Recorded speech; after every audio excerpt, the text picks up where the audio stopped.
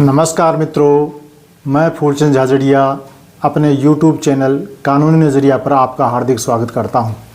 आज कानूनी विषय पर चर्चा के क्रम में हम ये देखेंगे कि उपभोक्ता आयोग में परिवाद किस प्रकार पेश किया जा सकता है, कौन पेश कर सकता है, कहां पेश कर सकता है, इस बारे में हम चर्चा करेंगे। तो उपभोक्ता आयोग 3 स्तर पर बने हुए होते हैं। जिला स्तर पर जिला उपभोक्ता आयोग, राज्य स्तर पर राज्य उपभोक्ता आयोग और राष्ट्रीय स्तर पर राष्ट्रीय उपभोक्ता आयोग। तो इन उपभोक्ता आयोग में किस प्रकार की शिकायत होती है और कौन शिकायत करता है? उपभोक्ता शिकायत करता है। इसके लिए क्या ज़रूरी है? उपभोक्ता होना ज़रूरी है। और उपभोक्ता कौन होता है? उपभोक्ता वो होता है जो या तो प्रतिफल अदा करके माल खरीदे या प्रतिफल अदा करके सेवा प्राप्त करे। तो प्रतिफल है वो पूरा अदा किया जा सकता है, ये भी हो सकता है, और आइंदा भविष्य में अदा करने का वचन दिया जा सकता है, ये भी हो सकता है, और कुछ भाग दे दिया हो, अदा कर दिया हो, और कुछ का आगे देने का वचन दिया हो, ऐसा भी हो सकता है। तो ये जो माल हम लेते हैं बाज़ार से, कोई भी आपने माल ख़रीदा, टीवी है, फ्रिज है, कार है, गाड़ी है, स्कूटर है, स्कूटी है, साइकिल है, कोई भी माल किसी भी प्रकार का बाज़ार से हम लाए, पैकेट में बंद लाए, खुला लाए, कैसा भी लाए, और वो माल हम खरीद करके लाते हैं तो पैसा दे करके आते हैं और उसका बिल लेते हैं। अब उस माल में यदि कोई त्रुटि है, गुणवत्ता संबंधी या अन्य किसी प्रकार की कोई त्रुटि है, तो त्रुटि होने पर क्या होगा? हम वापस जाएंगे, भैया आपके माल में त्रुटि है, आप इसको ठीक कीजिए, और वो उसको ठीक नहीं करता है या बदल के नहीं देता है। जैसे फ्रिज है, अब फ्रिज के अंदर कोई ठंडा करने का जो सिस्टम है वही काम नहीं कर रहा है, तो उसको कहेंगे इसको या तो ठीक करो, और ठीक नहीं हो सकता तो हमें बदल के दो। अब वो नहीं मानता इस बात को, तो हमें उपभोक्ता आयोग में शिकायत करनी पड़ती है। इसी प्रकार सेवा में क्या आता है?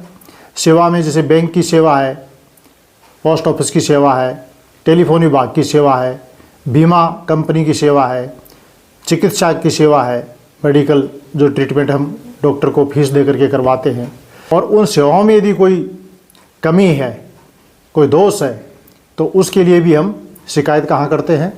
उपभोक्ता आयोग में करते हैं। अब उपभोक्ता आयोग में किस आयोग में शिकायत होगी? तो जो प्रतिफल की राशि हमने माल लेने के लिए अथवा सेवा लेने के लिए अदा की है, वो राशि 50 लाख रुपए तक है तो हम जिला आयोग में जाएंगे, जिला उपभोक्ता आयोग।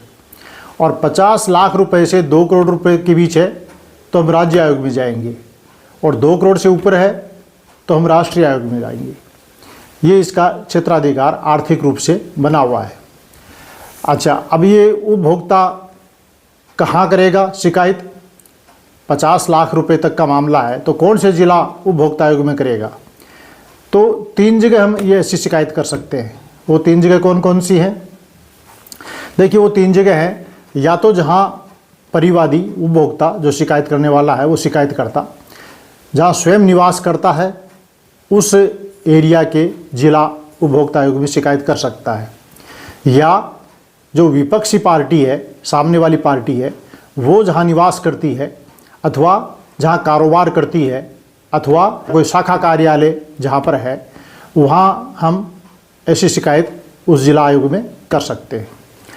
और तीसरी जगह कौन सी है?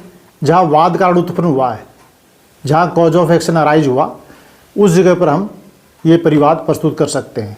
तो ये जिला आयोग की मैंने आपको बताई। इसी प्रकार राज्य के संबंध में और राष्ट्रीय आयोग के अंदर शिकायत का प्रस्तुतिकरण होता है। अब ये कितने दिन के भीतर कर सकते हैं? क्या कभी भी जाके कर सकते हैं? देखिए, कानून के अंदर हर एप्लीकेशन का, हर दावा, परिवाद, सभी का एक समय सीमा बनी हुई है। अपील, रिवीजन, रिव्यू, सबका टाइम बना हुआ है। तो इसमें उपभोक्ता आयोग में परिवाद प्रस्तुत करने के लिए समय सीमा 2 वर्ष की है। वो 2 वर्ष कब से प्रारंभ होंगे?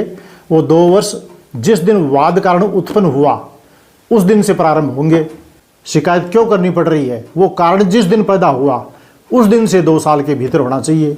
या आपने पत्राचार किया और पत्राचार होता रहा, हम देखेंगे आप ये माल लेकर के आइए, दुरुस्ती करने की कोशिश करते हैं, ये करते हैं, और लास्ट में जिस दिन इनकार कर दिया तो इनकारी की तारीख से 2 वर्ष, जिस दिन वाद कारण पैदा हुआ तो वाद कारण कब पैदा हुआ, इनकारी से हुआ, तो इनकारी से 2 वर्ष हो गया।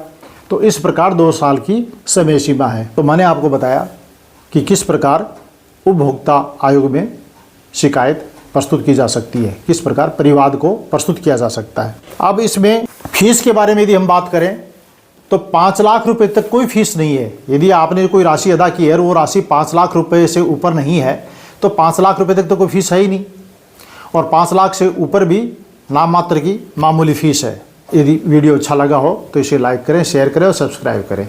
धन्यवाद। राधे राधे।